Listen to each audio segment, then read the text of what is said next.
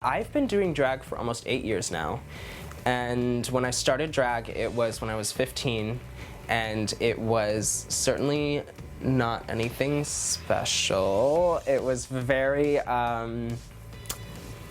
was rough. It was rough, and it was kind of like when you start drag at 15 and your only window into drag is like RuPaul's Drag Race, then you're like, okay, well, I'm a drag queen. I have to tuck.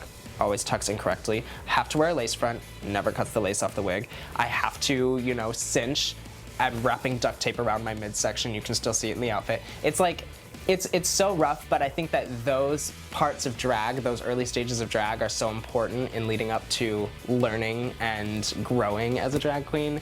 But yeah, needless to say, it was rough doing drag with a bunch of other underage 15-year-olds at substance-free venues. Young Money in the house, Miss Nicki Minaj. We were just like our pants like Nicki Minaj, because obviously, I'm sure you've seen past seasons of Drag Race, every first premiere has a big star. So when you're walking into the workroom and you're de-dragging, the thing that you're thinking about in the back of your head is, who is going to be the first judge? Because that's always one of the biggest parts of the premiere.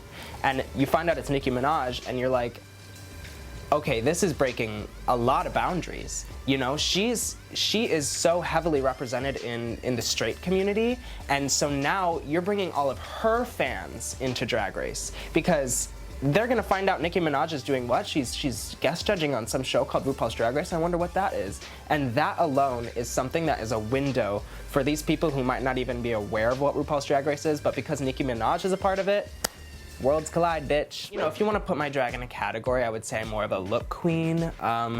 My drag revolves so heavily around visuals. That being said, I do think I'm going to be surprising a lot of people with my ability to be funny, my ability to just, you know, my wit, my humor. I can not dance, but I can move semi-appealing to music, and, you know, like, I'm not just a look queen, is what I'm trying to say. So, yeah, my drag is just like that fashion illustration come to life, but with, you know, she can't do math. The fans that I have had since, you know, I started my drag Instagram, who have stuck with me, they, you know, obviously I know them by face, I see them all the time, and now they're starting to visit LA. They're starting to come to the clubs and tell me they're, you know, they're proud of me and they're excited to have seen how far I've come from where they started seeing me. But then, you know, you got the new fans who are just now learning about me and get to experience this whole journey with me.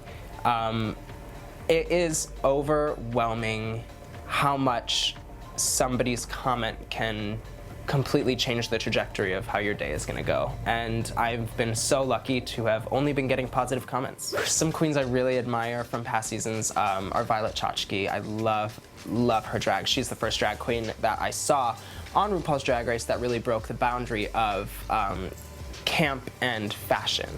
You know, because there are some queens who definitely involve fashion in their drag who've been on the show before, but Violet really made a tailored version of what camp is, and that has been so inspirational to my own drag.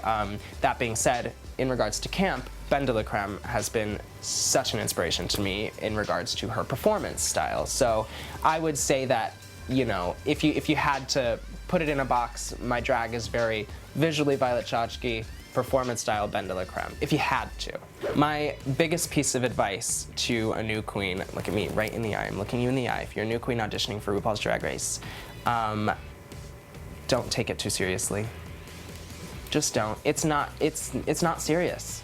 Look at me, I'm a clown.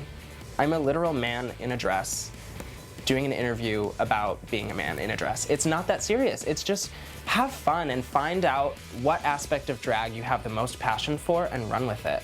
The moment you start taking things too seriously is the moment people start to see that. And they're like, well, that might not be what we want. I think she's trying too hard.